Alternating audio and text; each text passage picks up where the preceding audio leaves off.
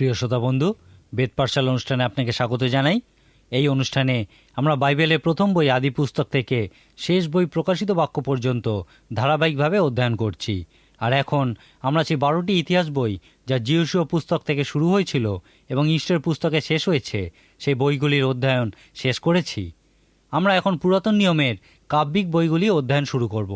এই বইগুলিকে সেই ব্যবস্থা পুস্তক বা ইতিহাস পুস্তক বা ভাওবাদীদের পুস্তক থেকে আলাদা করার জন্য অনেক সময় জ্ঞান বিষয়ক পুস্তকও বলা হয়ে থাকে। এই 5টি কাব্যিক বই হল ইয়োব, গীতসংহিতা, হিতোপদেশ, উপদেশক এবং পরম গীত। আপনি হয়তো এইভাবে আশ্চর্যবোধ করতেই পারেন যে ঈশ্বর কেন এই কাব্যিক বইগুলি পবিত্র শাস্ত্রের মধ্যে রেখেছেন। আমি বিশ্বাস করি এই প্রশ্নের উত্তর হলো, কাব্য হলো হৃদয়ের ভাষা এবং ঈশ্বর তার লোকেদের হৃদয়ের বিষয়ে খুবই বেশি মাত্রায় যত্নশীল। আমরা যখন এই 5টি বই অধ্যয়ন করব, তখন এই বইগুলি থেকে প্রচুর আধ্যাত্মিক আবেদন দেখব। এই কারণেই অনেক মানুষই বলেন যে বাইবেলের এই বইগুলি তাদের সবথেকে প্রিয় বই। এই কাব্যিক বইগুলি যে মহান সত্যের উপর জোর দেয় তা হলো ঈশ্বর মানুষের হৃদয় সম্পর্কে খুবই উদ্বিগ্ন। এই কাব্যিক বইগুলিতে আমরা ঈশ্বরের হৃদয় থেকে তার লোকেদের হৃদয়ের উদ্দেশ্যে উপদেশ দেখতে পাই। বিশেষত ইয়োবের পুস্তকে দেখি সেই সমস্ত যাতনাক্লিষ্ট মানুষদের জন্য ঈশ্বরের উপদেশ। গীতসংহিতা পুস্তকে দেখি আরাধনা সম্বন্ধী উপদেশ। হিতোপদেশ পুস্তকে দেখি দৈনন্দিন জীবনের জন্য উপদেশ। উপদেশক পুস্তকে দেখি যখন তার লোকেরা সন্দেহ করে সেই সময়ের জন্য উপদেশ। এবং পরম গীতে আমরা দেখি ভালোবাসা বিষয় সংক্রান্ত উপদেশ। এই 5টি কাব্যিক পুস্তক ঈশ্বরের লোকেদের বিভিন্ন বিশেষ কিছু অবস্থায় উপদেশ দেয়। ইয়োবের পুস্তকে আমরা দেখি যখন ঈশ্বরের লোকেরা কষ্ট পায় সেই সময়োপযোগী উপদেশ। ঈশ্বরের লোকেরা প্রায় সর্বদাই ক্লেশ ভোগ করে থাকেন। যদি আপনি ইব্রিয় ইতিহাস, মণ্ডলীর ইতিহাস বা সাধারণ ইতিহাস সম্পর্কে জেনে থাকেন, তাহলে এই বিষয়ে সত্যতা দেখতে পাবেন। এই কারণেই প্রচারকদের বলা হয়ে থাকে সর্বদা সেই সমস্ত ভগ্নহৃদয় ব্যক্তিদের উদ্দেশ্যে প্রচার করুন, কেননা শ্রোতাদের মধ্যে সর্বদা কোনো না কোনো ভগ্নহৃদয় ব্যক্তি উপস্থিত থাকেন। যদি আপনি সেই সমস্ত ভগ্নহৃদয় ব্যক্তিদের উদ্দেশ্যে প্রচার করে থাকেন, তাহলে সর্বদা আপনি তাদেরকে পেয়েই যাবেন যারা আপনার প্রচার শোনার জন্য উদগ্রীব। আপনি যে কোনো প্রচারককে জিজ্ঞাসা করলে এই বিষয়ে সত্যতা সম্পর্কে জানতে পারবেন। প্রায়শই আমরা ঈশ্বরের লোকেদেরকে ভগ্নচূর্ণ হৃদয়ে দেখতে পাই। আজকের দিনে সমগ্র পৃথিবীতেই আমরা দেখি যে ঈশ্বরের লোকেরা যাতনা ভোগ করে চলেছেন।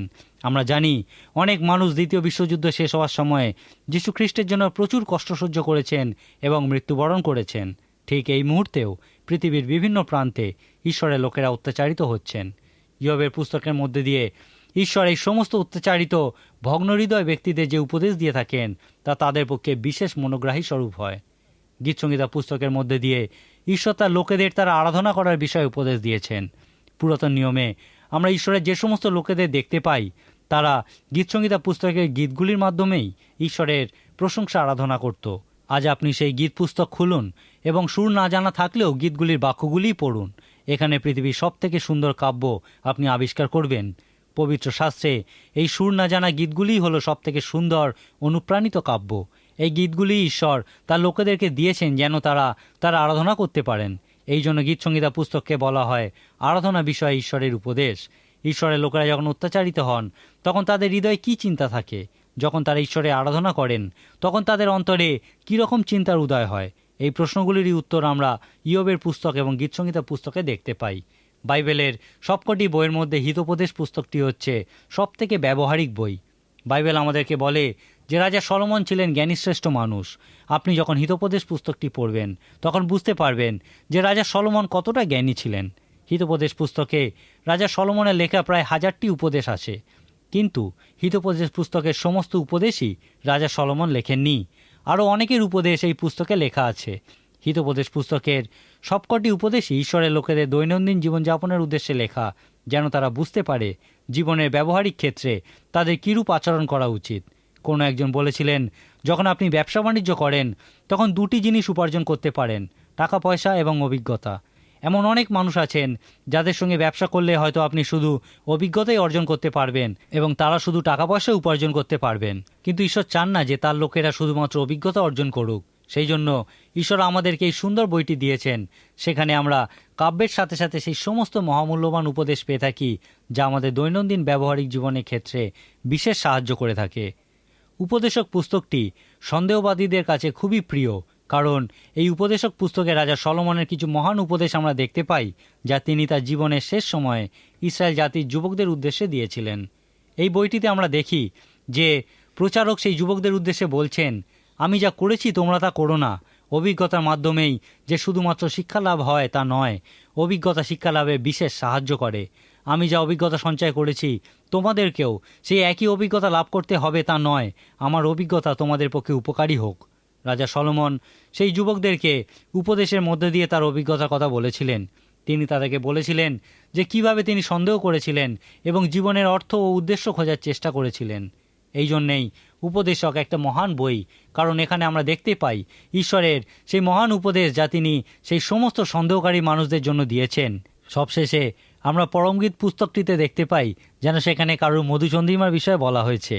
আপনি যখন এই বইটি পড়বেন সেখানে দুইজন মানুষের ভালোবাসার কথা দেখতে পাবেন।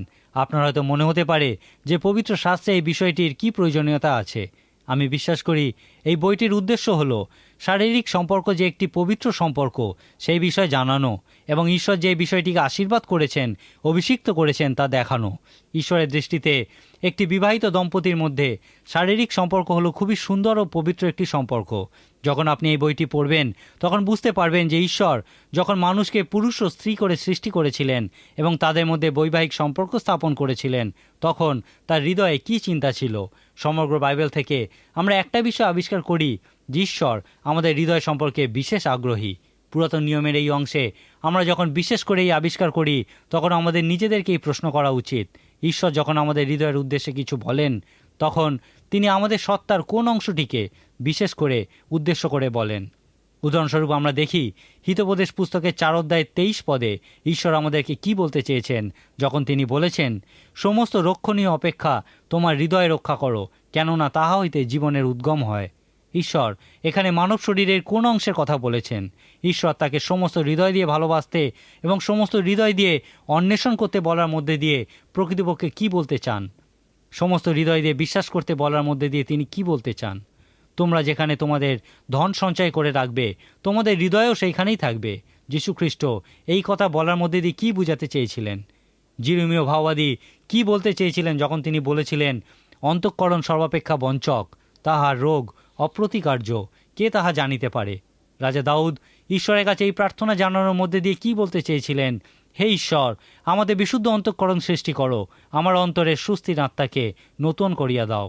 যীশুখ্রিস্ট বলেছিলেন, আমি মৃদুশীল ও নম্রচিত্ত, এবং তিনি আরও বলেছিলেন যে তিনি আমাদেরকে কিভাবে মৃদুশীল ও নম্রচিত্ত হতে হয় তা দেখাবেন। পবিত্র শাস্ত্র আমাদেরকে বিশ্বাসে অন্যের সঙ্গে একচিত্ত হতে বলে এবং আমাদের চিত্তের ধ্যানকে সতর্কতার সঙ্গে রক্ষা করতে বলে। পবিত্র শাস্ত্রে আমরা দেখি যে ঈশ্বর আমাদেরকে নতুন হৃদয় দেবেন বলে প্রতিজ্ঞা করেছেন এবং বাইবেলে আমরা দেখি যে অনেককেই তিনি তা দিয়েছেন। পবিত্র শাস্ত্র আমাদেরকে আরও বলে যে ঈশ্বর মানুষের হৃদয় দেখে থাকেন এবং ইয়া আমাদেরকে বলে যেন আমরাও মানুষের হৃদয় দেখি, তার বাহিরের সাজ পোশাক আচার ব্যবহার না দেখি। ব্যক্তি কথাটি আক্ষরিক অর্থে মানুষের বাহ্য আবির্ভাব বোঝায়। ঈশ্বরের বাক্য অনুযায়ী কোনো মানুষের বাহ্যিক রূপ বা আবির্ভাব দেখে তার বিষয়ে ধারণা করা অনুচিত। ইহা মানুষের বাহ্যিক রূপকে সম্মান জানানো সমগোত্রীয় এবং শাস্ত্রানুযায়ী ইহা পাপ। যখন আমরা মানুষের বাহ্যিক রূপের উপর নির্ভর না করে তার হৃদয়ের প্রতি দৃষ্টি করি তখন ঈশ্বর যে নীতিতে মানুষের মান নির্ধারণ করেন তা সমগোত্রীয় হই। পবিত্র শাস্ত্রে যখন হৃদয়ের উল্লেখ আমরা দেখি তখন ইহা প্রকৃতই অনুচিত হবে যদি আমরা আক্ষরিক অর্থে সেই হৃদয়ের কথা চিন্তা করি, যা মানব দেহের একটি বিশেষ গুরুত্বপূর্ণ অংশ। একটা সময়ে গ্রিক দার্শনিকেরা মনে করতেন যে মানুষের আবেগ তার হৃদয় থেকে নয় কিন্তু অন্ত্র থেকে আসে। এই ধারণা অনুযায়ী তাহলে ফিলিপিওদের প্রতি পত্রে সাধু পৌলের বলা উচিত ছিল যে তিনি তাদেরকে সমস্ত অন্ত্র দিয়ে ভালোবাসেন। যখন আপনি ওই পত্রটি পড়তেন যে আমি তোমাকে আমার সমস্ত অন্ত্র দিয়ে ভালোবাসি, তা শুনতে মোটেই ভালো লাগতো না, কিন্তু সাধু পৌল ভালোবাসার সঙ্গে অন্ত্র সংযুক্ত করেছেন। ফিলিমনের প্রতি পত্রে সাধু পৌল এই বিষয়ে বলেছেন। আমার মনে হয় সাধু পৌল সেই সময়কার গ্রিক যে ধারণা মানুষের আবেগ তার অন্ত্রে থাকে সেই ধারণারই ব্যাখ্যা করেছিলেন। জিরমীয় ভাওবাদী পুস্তকের 4 অধ্যায় 19 পদে আমরা দেখি লেখা আছে, জিরমীয় ভাওবাদী বলছেন, আমার অন্ত্র, আমার অন্ত্র। আপনার মনে হতেই পারে যে জিরমীয় ভাওবাদী এ কি বলছেন। যদি আপনি এখন আধুনিক কিছু অনুবাদ পড়েন তাহলে দেখবেন সেখানে এই পত্রিতে লেখা আছে, আমার হৃদয়, আমার হৃদয়। এখন আপনার কি মনে হয় জিরমীয় ভাওবাদী আক্ষরিক অর্থেই কোন বিষয়টির প্রতি উদ্বিগ্ন ছিলেন, তার অন্ত্র না তার হৃদয়? পবিত্র শাস্ত্রে যখন আমাদের হৃদয়ের উল্লেখ হয়, তখন প্রকৃতপক্ষে পবিত্র শাস্ত্র আমাদেরকে কি বলতে চায় সেই বিষয়ে আসুন একটা ছোট ঘটনা শুনি। একটি ছোট মেয়ে একটা খ্রিস্টান বিদ্যালয়ে ভর্তি হয়েছিল। সেই বিদ্যালয়ে একটি শিক্ষক, যার উপর এই বাচ্চাদের পড়ানোর দায়িত্ব ছিল, তিনি একজন নতুন বিশ্বাসী ছিলেন এবং খুব ভালো শিক্ষক হওয়া সত্ত্বেও তার পবিত্র শাস্ত্রের বিষয় বা আধ্যাত্মিক বিষয়গুলি সম্পর্কে খুব ভালো জ্ঞান ছিল না। সেই বাচ্চা মেয়েটি অপরাধ বোধ সংক্রান্ত একটি গুরুতর সমস্যায় ভুগছিল। মেয়েটির এই সমস্যার সৃষ্টি হয়েছিল তার সেই শিক্ষকের কাছ থেকে। মেয়েটি তার বন্ধুদের সঙ্গে গল্প করতে খুবই ভালোবাসত এবং সেই কারণে প্রায়শই সে তার শিক্ষকের কাছে বকুনি খেত। এবং একদিন তার শিক্ষক তাকে বলেছিলেন যে তুমি খুবই দুষ্টু মেয়ে, কারণ তোমার হৃদয় কালো, পাপে পরিপূর্ণ। তার শিক্ষকের এই উক্তি মেয়েটির মনে একটি গভীর প্রভাব বিস্তার করেছিল। এই ঘটনার বেশ কিছু বছর পর মেয়েটি যখন আরেকটু বড় হয়েছিল, তখন সে তাদের মণ্ডলীতে একটা শিক্ষামূলক চিত্র প্রদর্শনী দেখতে গেছিল। সেখানে মানুষের হৃদয়ের শল্যচিকিৎসা দেখানো হচ্ছিল। সে মেয়েটি অবাক বিস্ময়ে সেই ছবিটি দেখছিল। তারপর যখন একজন প্রচারক সেখানে হৃদয় সম্পর্কে আধ্যাত্মিক বিষয়গুলি ব্যাখ্যা করছিলেন, তখন মেয়েটি তাকে বলেছিল, আপনি কি গল্প বলছেন? প্রচারক তাকে জিজ্ঞাসা করেছিলেন, তোমার কি তাই মনে হচ্ছে? মেয়েটি বলেছিল, আমাকে বলা হয়েছিল আমার হৃদয় কালো, কিন্তু এই ছবিটিতে আমি দেখেছি যে মানুষের হৃদয় কালো নয়, কিন্তু লাল। মেয়েটি সে মানুষটির হৃদয় কালো হবে আশা করেছিল। এক্ষেত্রে কি আমরা মেয়েটিকে দোষারোপ করতে পারি? একইভাবে পবিত্র শাস্ত্রে যখন হৃদয়ের উল্লেখ করা হয়, তখন বেশিরভাগ ক্ষেত্রেই আক্ষরিক অর্থে মানবদের সেই সকল হৃদয়ের কথা বলা হয় না। আপনি নিশ্চয়ই জানেন যে এই অনুষ্ঠানে আমরা ঈশ্বরের পবিত্র বাক্য, সেই বাইবেল, প্রথম থেকে শেষ পর্যন্ত ধারাবাহিকভাবে অধ্যয়ন করছি এবং এখন আমরা পুরাতন নিয়মের সেই কাব্যিক বইগুলি অধ্যয়ন করা শুরু করেছি। বাইবেলের এই অংশটি অনেকের কাছেই খুবই প্রিয়। ঈশ্বর যখন মানুষের হৃদয়ের উদ্দেশ্যে কিছু বলেন, তখন প্রকৃতপক্ষে তিনি কি বলতে চান, সাধু পৌল তার লেখা পত্রগুলিতে বিশেষভাবে এবং নির্ভুলভাবে সেই বিষয়টি আমাদেরকে দেখিয়েছেন। করিন্থীয়দের প্রতি তার দ্বিতীয় পত্রের 4 অধ্যায় 16 পদে সাধু পৌল যা বলেছেন, তা যে কোনো মৃত্যুপথযাত্রী বিশ্বাসীর কাছে একটা মহান সান্ত্বনা স্বরূপ। এখানে লেখা আছে, এই জন্য আমরা নিরুৎসাহ হই না, কিন্তু আমাদের বাহ্য মনুষ্য যদ্যপি ক্ষীণ হইতেছে, তথাপি আন্তরিক মনুষ্য দিন দিন নতুনীকৃত হইতেছে। সাধু পৌল এখানে একটি মহান সত্যের বিষয়ে ব্যাখ্যা করেছেন। সাধু পৌল এখানে বলেছেন, আমাদের একটা বাহ্য মনুষ্য আছে এবং একটা আন্তরিক মনুষ্য আছে। এই বাহ্য মনুষ্য হল আমাদের শরীর বা এই মানব দেহ, যা চোখে দেখা যায়। পবিত্র শাস্ত্রে আমাদের এই বাহ্য মনুষ্যকে বলা হয়েছে আমাদের সত্তার দৃশ্য, ক্ষণকাল স্থায়ী, স্পর্শনীয় তাম্বু। পবিত্র শাস্ত্র বলে যে আমাদের আন্তরিক মনুষ্য এই তাম্বুতে বসবাস করে। কোনো একদিন ঈশ্বর এই দৃশ্য, স্পর্শনীয়, ক্ষণকাল স্থায়ী তাম্বুকে গুটিয়ে নেবেন এবং এই তাম্বুতে বসবাসকারী আমাদের আন্তরিক মনুষ্য জীবনের সেই অনন্ত মাত্রায় প্রবেশ করবে। ইয়ার অর্থ আমাদের আন্তরিক মনুষ্য হলো অনন্তকাল স্থায়ী। এই আন্তরিক মনুষ্য হলো আমাদের সত্তার আধ্যাত্মিক অংশ। ইয়া হলো আমাদের সত্তার অদৃশ্য, অস্পর্শনীয়, অপার্থিব আধ্যাত্মিক অংশ। এই কারণেই পবিত্র শাস্ত্র আমাদেরকে অবিরত বলে যে আমাদের আন্তরিক মনুষ্য হলো প্রকৃতই সবথেকে গুরুত্বপূর্ণ বিষয়। বাহ্য মনুষ্য অপেক্ষা আপনার আন্তরিক মনুষ্য অনেক বেশি গুরুত্বপূর্ণ। আমাদের সত্তার বাহ্যিক রূপ বা আমাদের বাহ্য মনুষ্য আন্তরিক মনুষ্য অপেক্ষা কম গুরুত্বপূর্ণ, কারণ ইহা ক্ষণস্থায়ী। আমাদের বাহ্য মনুষ্য বা পবিত্র শাস্ত্রে যাকে তাম্বু বলা হয়, তা খুব বেশি হলে 70 বা 80 বছর স্থায়ী হয়, কিন্তু আমাদের আন্তরিক মনুষ্য যা সেই তাম্বুতে বাস করে তা অনন্তকাল স্থায়ী। ঈশ্বর জানেন এবং কখনো ভোলেন না যে আমাদের আন্তরিক মনুষ্য বাহ্য মনুষ্য অপেক্ষা কত অধিক গুরুত্বপূর্ণ। সেই জন্য ঈশ্বর মাঝে মাঝে আমাদের বাহ্য মনুষ্যকে ভীষণ কষ্টকর অভিজ্ঞতার মধ্যে দিয়ে চালনা করেন। যখন আপনার জীবনে এই রকম পরিস্থিতির সৃষ্টি হয়, অর্থাৎ আপনার বাহ্য মনুষ্য বিভিন্ন কষ্টকর অভিজ্ঞতার সম্মুখীন হয়, তখন কি আপনি বুঝতে পারেন যে ঈশ্বর আপনার আন্তরিক মনুষ্যকে সেই অনন্ত জীবনের জন্য ধীরে ধীরে পরিণত করছেন, প্রস্তুত করছেন? আমাদের এই আন্তরিক মনুষ্যই ঈশ্বরের সাদৃশ্যে সৃষ্টি করা হয়েছিল। পবিত্র শাস্ত্র যখন বলে যে ঈশ্বর নিজের সাদৃশ্যে মানুষকে সৃষ্টি করেছিলেন, তখন তা আমাদের পার্থিব শরীরকে বোঝায় না। পবিত্র শাস্ত্র অনুযায়ী ঈশ্বর হলেন আত্মা। যোহন লিখিত সুসমাচারের 4 অধ্যায়ে আমরা দেখি যীশু খ্রিস্ট সেই সমরীয় স্ত্রীকে বলেছিলেন, ঈশ্বর আত্মা, আর যাহারা তাহার ভজনা করে তাহাদিওকে আত্মায় ও সত্যে ভজনা করিতে হইবে। পবিত্র শাস্ত্রে আমরা ঈশ্বরের হাতের বিষয় এবং তার বাগানে বেড়ানোর বিষয়ে উল্লেখ পাই। এখান থেকে অনেক সময় আমরা মনে করি তিনি আমাদের মতোই একজন। ঈশ্বরতত্ত্ববিদেরা এই বিষয়টিকে বলেন ঈশ্বরের উপর ব্যক্তিত্বের আরোপ। কিন্তু আমাদের একটা বিষয় সর্বদা মনে রাখা উচিত যে ঈশ্বরের কোনো হাত নেই বা তার কোনো দেহ নেই, কারণ ঈশ্বর আত্মা। মানুষ সৃষ্টির বিষয়ে আমরা দেখি লেখা আছে, সদাপ্রভু ঈশ্বর মৃত্তিকার ধূলিতে আদমকে অর্থাৎ মনুষ্যকে নির্মাণ করিলেন এবং তাহার নাসিকায় ফু দিয়া প্রাণবায়ু প্রবেশ করাইলেন, তাহাতে মনুষ্য সজীব প্রাণী হইল। নাসিকায় ফু দিয়ে প্রাণবায়ু প্রবেশ করানোর মধ্যে দিয়ে ঈশ্বর মানুষকে নিজ সাদৃশ্যে সৃষ্টি করেছিলেন। সেই জন্যেই এই আন্তরিক মনুষ্যই হল মানুষের আধ্যাত্মিক অংশ, যা ঈশ্বরের সাদৃশ্যে এবং প্রতিমূর্তিতে সৃষ্টি হয়েছে। যেহেতু আমাদের আত্মা বা আন্তরিক মনুষ্য ঈশ্বরের প্রতিমূর্তিতে সৃষ্টি হয়েছে এবং যা অনন্তকাল স্থায়ী, সেই কারণেই এই আন্তরিক মনুষ্য আমাদের ক্ষণকাল স্থায়ী বাহ্য মনুষ্য অপেক্ষা অনেক বেশি গুরুত্বপূর্ণ। ঈশ্বর যেভাবে মূল্যবোধ নির্ণয় করেন, যখন আপনি সেই একইভাবে নিজের মান নির্ণয় করবেন, তখন নিজেকে এই প্রশ্ন করতে পারেন, আমার আন্তরিক মনুষ্য কি একটি অংশ না কয়েকটি অংশে বিভক্ত?